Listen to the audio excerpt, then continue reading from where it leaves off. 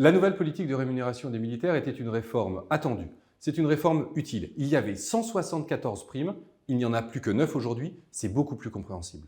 Cette réforme va aussi accroître le pouvoir d'achat d'un certain nombre de militaires immédiatement. Mais la vraie question est sur le long terme. Parce que cette réforme comporte un certain nombre de problèmes. Déjà, des primes qui étaient indexées sur le point d'indice de la fonction publique vont être forfaitisées. À partir du moment où elles sont forfaitisées, eh bien, leur montant reste le même, quelle que soit l'inflation, quelle que soit la hausse des prix. Et donc, une prime mise en place en 2021 comme l'ISAO est d'ores et déjà grignotée par l'inflation de 2022. Il en ira de même en 2023, 2024, etc. De plus, certaines primes qui n'étaient pas fiscalisées vont le devenir. Cela va introduire une perte de revenus pour certains militaires et la compensation offerte, nous ne sommes pas sûrs qu'elle s'adresse à tout le monde. Enfin, il y a un véritable changement de philosophie. Jusqu'à maintenant, la valeur des militaires était reconnue par les médailles, par l'avancement.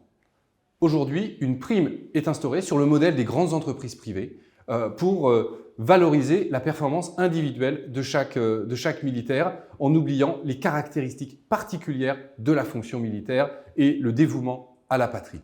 Cela n'est pas acceptable. Enfin, cette réforme ne concerne que les primes. Elle ne concerne pas la solde de base, celle qui est basée sur le point d'indice de la fonction publique, celle qui est basée sur les grilles d'avancement et de promotion.